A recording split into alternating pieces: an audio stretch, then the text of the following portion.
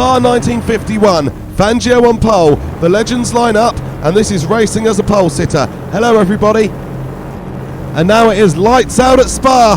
Fangio bogs down slightly, and Villaracing capitalises immediately, driving into the lead. Chaos behind, Farina gets clouted, but up the hill, Fangio holds steady in second. His eyes are locked on the leader ahead of him. Fangio's really starting to reel Villaracing in as he goes up the hill. He's got the momentum, but Villaracing is able to block there, but he's going to lift slightly and then have a look around the outside, and now he's going to go through and into the lead, Juan Manuel Fangio. So Fangio is now out in front, and he's going to settle into a rhythm. The Alfa Romeo dancing through these flowing curves. No pressure just yet, but every corner still demands full focus. Fangio absolutely caressing the throttle, carving his line through the Ardennes. Fangio gliding on through the forest bends, the Alfa poised and precise. The roar of the supercharged engine echoes past the old stone houses. Reminders that Spa is no modern circuit. This is racing through the heart of Belgium, pure and raw. So Fangio continuing to flow through the fast tree-lined curves. There's no margin for error here, or you're in the forest if you do make an error. Here and there there's scattered pockets of spectators watching from the grass, mere meters from the blur of these machines hurtling past them. Fangio now leaning into the long sweeping right-hander here. Full throttle, the car is balanced on a knife's edge.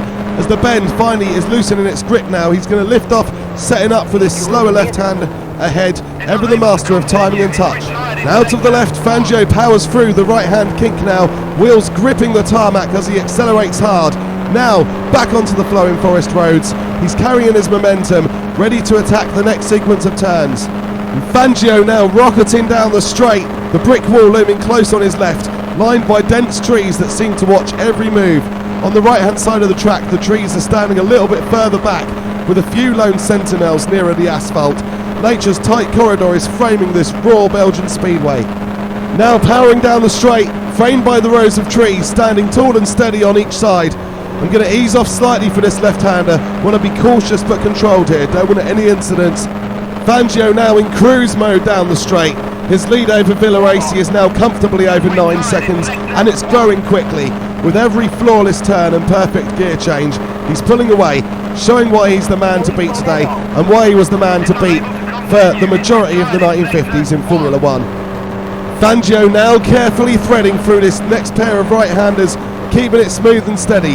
There's no need to push hard here. We're totally focused on staying safe and maintaining this strong lead.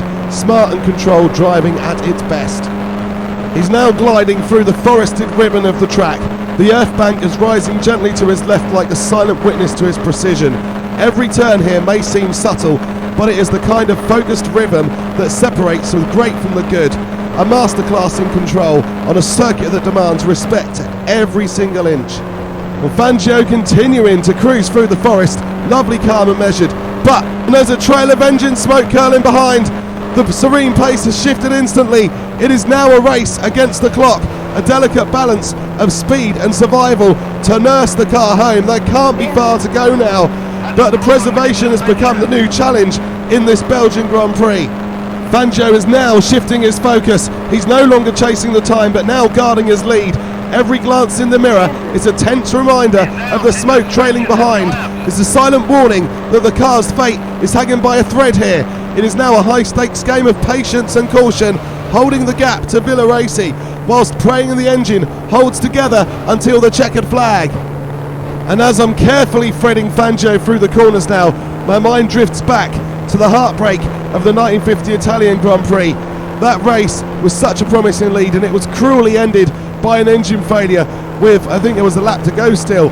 That bit of memory is going to fuel my determination now. It can't happen again, not this soon anyway.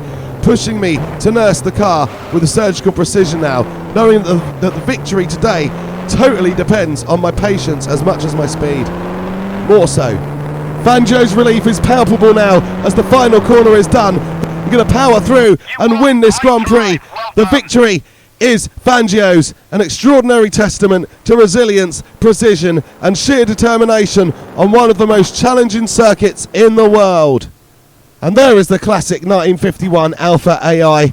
Can't handle it once I'm not driving it anymore.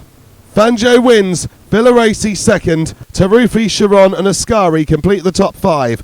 If you love classic F1 battles, smash that like button and subscribe for more epic racing.